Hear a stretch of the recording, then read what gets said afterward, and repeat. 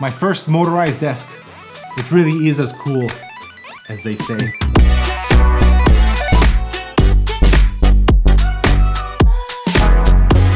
Although they do forget to mention one important aspect that you have to think about and is crucial, and that is cable management.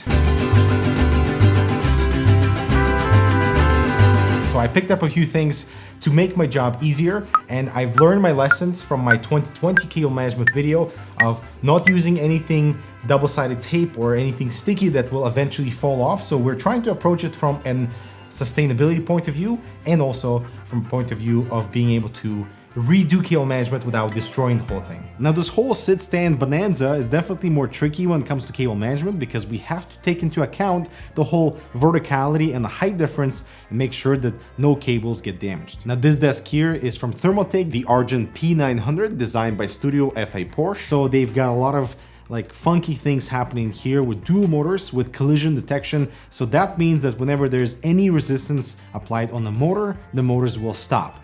Now in my case, for example, if you're leaning onto it and as it's moving, it will stop, but there's definitely not enough resistance on the cable getting pulled out from your PC, so just keep that in mind. My first rule of business when it comes to reorganizing cables is to basically treat it like you're starting from zero. This means unplugging absolutely everything and coming up with a solution or kind of a strategy. For example, if you were to replace a keyboard cable, it won't become a hassle. Now with the P900, we have this massive metal cable tray right underneath with 3 holes and a desktop that allows you to route cables from either direction. And since my PC is on the floor, I do apologize, Paul, everything will have to be routed on the right side. Now this additional elevated shelf on top of the desktop is fantastic for the monitor, for additional accessories around, but it does introduce a little bit more of a challenging thing for routing those power and display cables from the monitor, so it doesn't get revealed right in the center.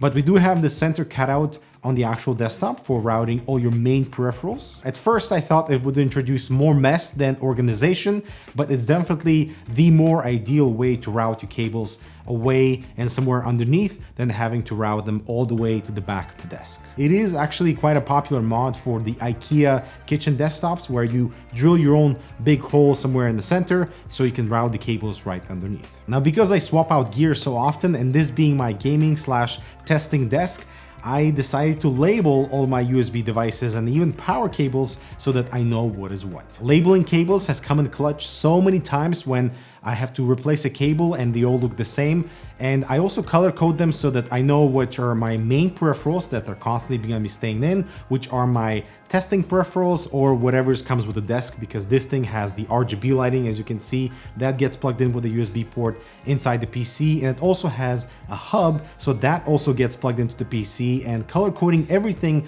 so I know what is going where is absolutely fantastic. Another reason why you need to plug in the hub to the computer is because, of course, you can change the RGB, you can change the height from the PC instead of using the built-in controls here, but also it has Wi-Fi support, so from your phone you can adjust different color and height adjustments and even schedule things. So if you want to be reminded to go that higher elevation at noon and be reminded to sit back down in 3 hours, that's all possible. Now the next part is also quite popular, and that is attaching this sort of skeleton runner for all your cables. There is a large entrance for like power cables and display cables, and a slightly smaller entrance for USB devices. This thing is pretty brilliant because not only does it organize your cables in one sort of pathway, but it also is very easy to work with in terms of allocating enough length for your USB devices so that when you are adjusting the height of the desk, no cables will get pulled. And the plastic pockets inside the runner are large enough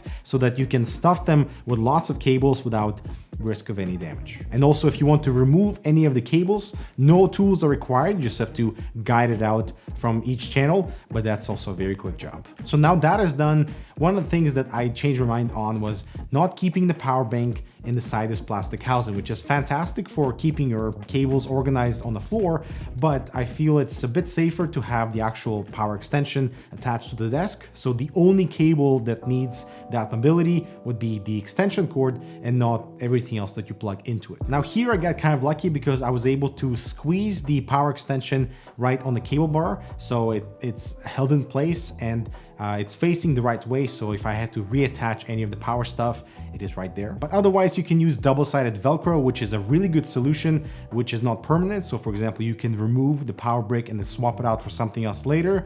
And just to keep in mind, not to use so much Velcro like I did here, because it was really difficult to pull the whole thing off. To keep things simple in the future, I'm also using Velcro cable ties for some of the cables so that I don't need to use tools in case I need to get back in there and readjust certain things. And with the undercarriage complete, we were able to put the PC back and plug in all the USB devices, make sure the cable runner has enough height, but it's also not too long. And of course, have to make sure that all the cables have enough slack in the highest position for the desk. The result is exactly what I was looking for. Nice and simple, easy to work in, all thanks to that cable shelf and the 3 cutouts on the actual desktop. That was the easy part. But now we have to make sure that there's no power cable and display cable from the monitor ruining the aesthetic, just because it's elevated and we have that whole open section right in the center. And this is where the reusable cable ties with a screw mount come in clutch, because I do not use just the adhesive part, that will fall off in a week, trust me.